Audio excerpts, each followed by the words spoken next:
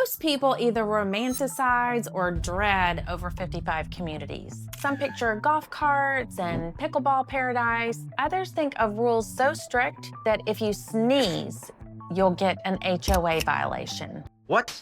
Well, the truth, it's somewhere in the middle. I'm Amy Parris Cook, your North Georgia Realtor, and today we're going to pull back the curtain on the real truth about over 55 communities in Georgia. Here's the first truth. An over 55 community isn't just about an age. It's about if that community is a good fit for you. Legally, the rule is this: at least 80% of the homes must have at least one resident who is 55 or older. Well, that's the federal guideline, but each community sets its own house rules, like if grandkids can spend the night, how long can they stay, even if a younger spouse is allowed. Spoiler alert, they usually are. This is where people either love it or hate it. Some people love the social events and the clubs and the neighbors being in the same stage of life. Others bump up against the rules, like how tall can your fence be? Can you park an RV in your driveway?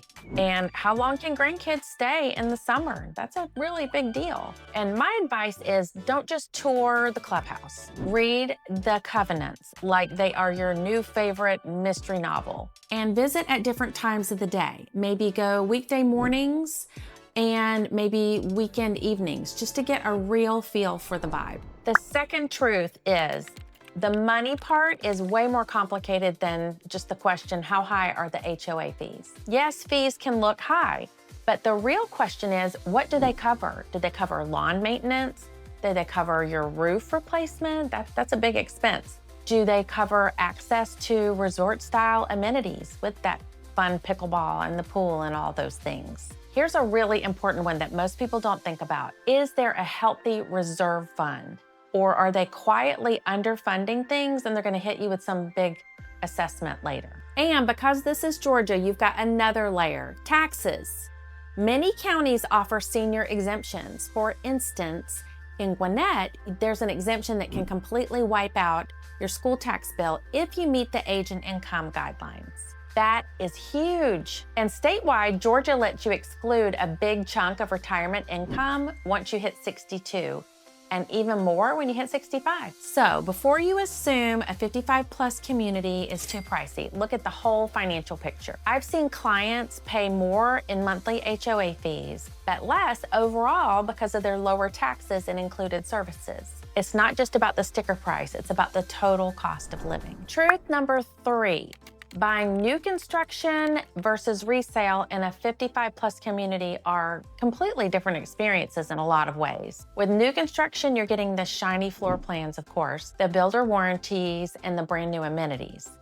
The downside, you're also living in a construction zone for a while. You have to be okay with that. And this is something you may not think about. HOA fees, they can shift over time as the community builds out. So that's something that you've got to make sure that you have room in your budget for. And with resale, you have mature trees, neighbors who have already started the social clubs there, and a clear picture of what the HOA fees are going to look like. But you might be competing for the best homes. You may have to renovate to bring it more up to your style if you buy a resale. And if you're 62 or older, here is a little known option, just a little side bonus tip for you. An HECM for purchase.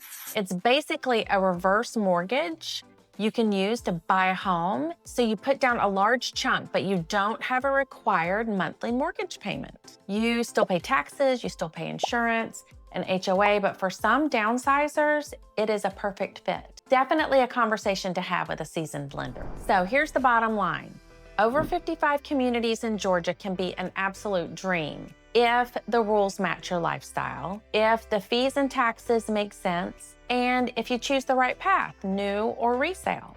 But if you don't dig deeper, it can be a mismatch and it can cost you a lot of money in regrets down the road when you want to sell and buy something else, when you thought you were going to be buying your forever home. Before you even tour a 55 plus neighborhood, make sure you grab my free Georgia 55 plus buyer checklist, which is in the comments below.